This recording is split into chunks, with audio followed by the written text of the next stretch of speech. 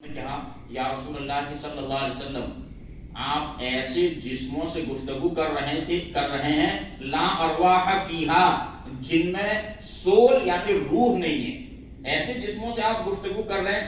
تو حضور صلی اللہ علیہ وسلم نے ارشاد فرمایا کہ عمر کیا بات کرتے ہو، جو میں کہہ رہا ہوں ان سے زیادہ تم نہیں سنتے۔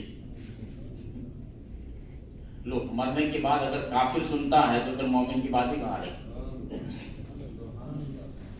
کافر، اور بخاری شریف کی حدیث ہے، اب کیا کرو گے؟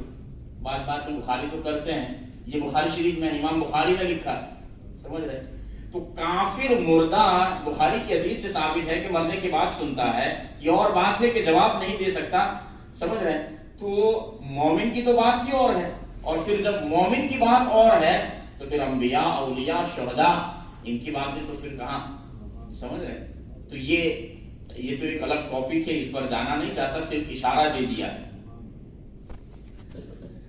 حضرت عمر سے نبی پاک صلی اللہ تعالی علیہ وسلم نے یہ ارشاد فرمایا، اور حضرت عمر نے پوچھ لیا، اچھا ہوا، تاکہ وہابیوں کو اعتراض کا جواب وہیں سے مل گیا، ہمیں دینے کی ضرورت نہیں ہے۔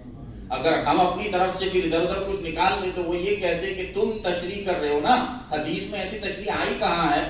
تو حضرت عمر کی ذہانت کے قربان کے پہلے سے سوال کر لیا تاکہ صبح قیامت تک آنے والے سلفی اہل حدیث کا جواب ہو جائے۔ اور حضرت عمر کا اہل حدیث پر بڑا فضل ہے، یہ 20 رکعت تراویح پڑھتے نہیں، یہ کہتے ہیں کہ یہ تو بدعت عمر ہی ہے۔ حضرت عمر نے 20 رکعت پڑھائی اور صحابی کو حکم دیا کہ وہ 20 رکعت پڑھائیں، لیکن حدیث میں ایسا تو کہیں نہیں کہ حضور نے 20 رکعت پڑھی۔ حدیث میں تو یہ آیا کہ ماہ رمضان اور غیر رمضان میں نبی پاک صلی اللہ علیہ وسلم 11 رکعت پڑھتے۔ تو ہم نے یہ کہا کہ تمہاری عقل کہاں گئی ہے؟ حدیث ہی میں تو اس کا جواب ہے کہ حضور یہ 11 رکعت صرف رمضان میں نہیں غیر رمضان میں بھی پڑھتے۔ اس کا مطلب یہ کہ یہ تراویح نہیں ہے، یہ اور نماز ہے، کیونکہ غیر رمضان میں تراویح ہوتی نہیں ہے، تو غیر رمضان کا لفظ وہاں موجود ہے، پھر بھی تم نے اس حدیث کو تراویح میں کہاں فٹ کر دیا؟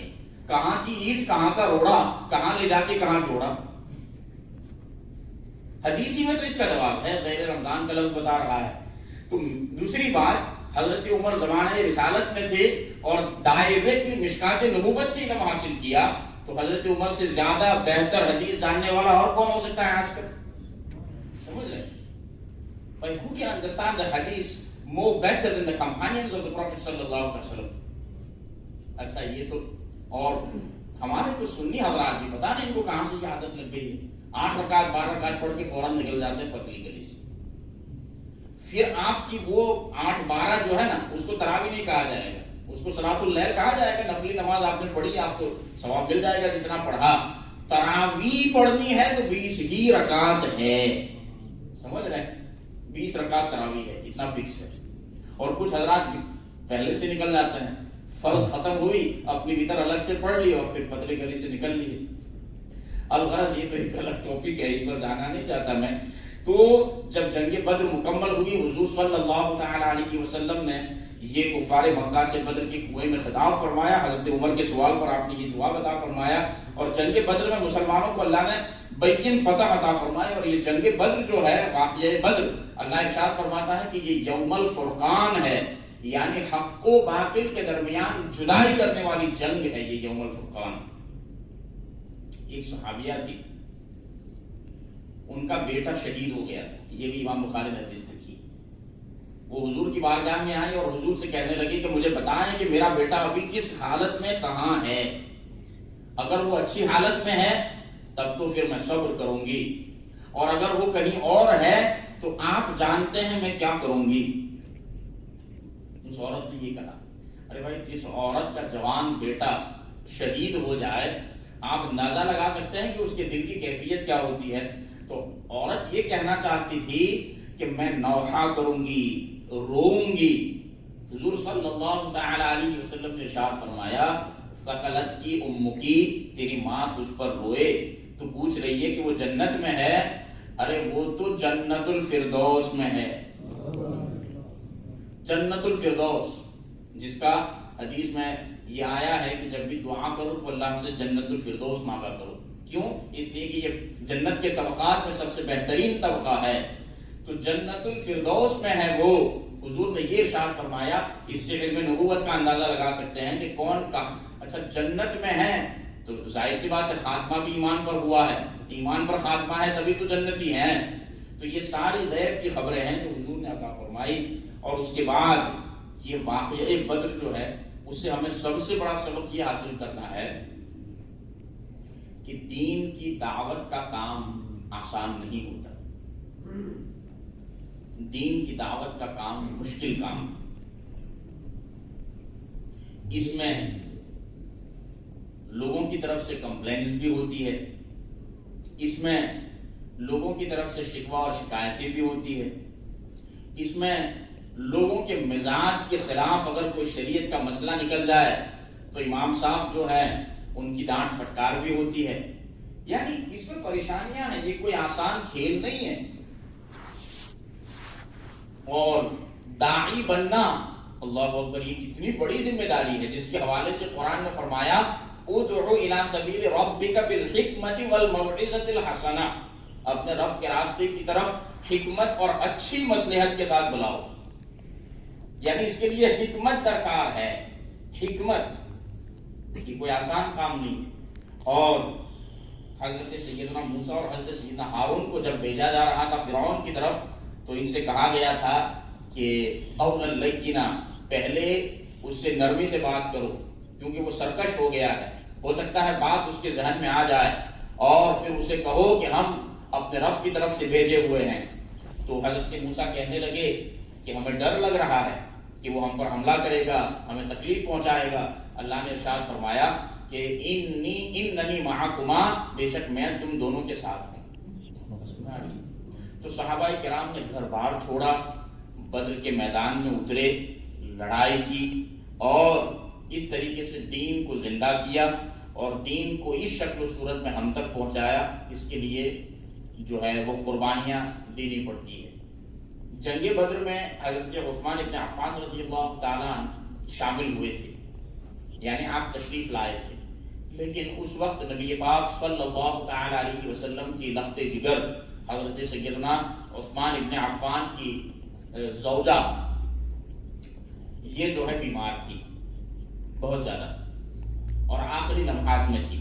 تو حضور اکرم صلی اللہ علیہ وسلم نے ارشاد فرمایا کہ عثمان تم یہیں ٹھہرے رہو، ہمارے ساتھ جنگ میں شامل نہ ہو۔ اور اس کے بعد پھر جب مال غنیمت آیا مدینۃ المنورہ میں، تو حضرت عثمان کو ثواب میں بھی حصے دار بنایا اور حضور نے مال غنیمت میں بھی حصے دار بنایا۔ حالانکہ جب فزیکلی وہ وہاں پر موجود نہیں تھے، تو یہ نبی پاک علیہ السلام کا محض اختیار ہی تو ہے کہ آپ نے اپنے اختیار سے ان کو حاصل فرمایا، ان کو حصے دار بنایا مال غنیمت میں بھی اور ثواب میں بھی شریک فرمایا۔ کسی ایک صحابی نے بھی یہ نہیں کہا کہ یہ حضور آپ کیا کر رہے ہیں، تلواریں لے کے ہم نکلے، دھوپ اور حرارت کی شدت اور سخت گرمی کو ہم نے برداشت کیا، اور آپ حضرت عثمان کو بغیر لڑائی کے سب کچھ دے رہے ہیں۔ ایک صحابی نے بھی یہ نہیں کہا، کیوں؟ اس لیے کہ وہ جانتے تھے کہ جو یہ کرے وہی شریعت ہے، ان کے آگے نہ کوئی دین ہے نہ کوئی شریعت ہے۔ کیوں؟ اس لیے کہ یہ جو کرتے ہیں وہ اللہ کے حکم سے کرتے ہیں، ان کا مشورہ، ان کی باتیں، ان کا قول، فعل، تقریر، یہی سب کچھ شریعت ہے۔ تو حضور صلی اللہ تعالیٰ علیہ وسلم کے صحابہ یوں نبی پاک صلی اللہ تعالیٰ علیہ وسلم کی اطاعت میں پیش رہا کرتے تھے۔ اچھا، جنگ بدر جو ہے یہ ماہ رمضان المبارک میں واقع ہوئی 18 رمضان کو، اور صحابہ کرام روزے سے تھے، اور حالت روزہ میں اللہ نے ان کو یہ فتح عطا فرمائی۔ آپ ظاہری حالت کو دیکھیں تو 1000 کے مقابلے میں 310 313 کا کامیاب ہونا یہ بڑا مشکل نظر آتا ہے۔ جن کے پاس گنتی کی تلواریں، گنتی کی سواریاں، نہ کوئی بہت زیادہ پریپریشن اور نہ بہت زیادہ تیاری، لیکن پھر بھی کامیاب وہ ہوئے، 1000 کامیاب نہیں ہوئے۔ اللہ نے پہلے ہی ارشاد فرمایا لقد نصرکم اللہ، اللہ نے بدر میں تمہاری مدد فرمائی۔ کم من فئۃ قلیلۃ غلبت فئۃ کثیرۃ باذن اللہ، بہت ساری تھوڑی جماعتیں بڑی جماعتوں پر اللہ کے حکم سے غالب آ جاتی ہے۔ یہاں سے ہمیں یہ درس ملتا ہے کہ ہم کوئی بھی کام کریں کبھی اپنے آپ کو بڑا نہ بنائیں. میں نے یہ کر لیا, میں نے وہ کر لیا. ارے کیا کر لیا؟ ایک جنگ تھی جو فتح مکہ کے بعد واقع ہوئی, جس کو جنگ حنین کہتے ہیں. 10ویں پارے میں اس کا ذکر ہے. لقد نصرکم اللہ فی مواطن کثیرۃ ویوم حنین اذ اعجبتکم کثرتکم فلم تغن عنکم شیئا وضاقت علیکم الارض بما رحبت ثم ولیتم مدبرین. جب یہ جنگ واقع ہوئی تو مسلمانوں کی تعداد ہزاروں ہزار, قطار در قطار, کیونکہ اسلام کافی پھیل چکا تھا فتح مکہ کے بعد. تو کچھ لوگوں نے یہ کہا کہ جب ہم گنتی میں 310 تھے تو کوئی ہمیں شکست نہ دے سکا, آج تو ہم ہزاروں میں ہیں, کون ہمیں ہرائے گا؟ یہ جملہ جو ہے جب کچھ لوگوں نے کہا تو جنگ کا پاسا اس قدر پلٹا کہ کفار نے پلٹ کے حملہ کیا اور بہت سارے مسلمان میدان چھوڑ کر کے بہت دور تک جا بھاگے اپنی جان کی حفاظت کے لیے. اللہ ارشاد فرماتا ہے کہ یہ کیوں ہوا؟ اذ اعجبتکم کثرتکم, یاد کرو جب تمہاری کثرت تم کو بھا گئی. فلم تغن عنکم شیئا وضاقت علیکم الارض, اور کوئی چیز تمہیں بے نیاز نہ کر سکی اور زمین تم پر تنگ ہو گئی یہاں تک کہ تم میدان چھوڑ کر کے بھاگ نکلے.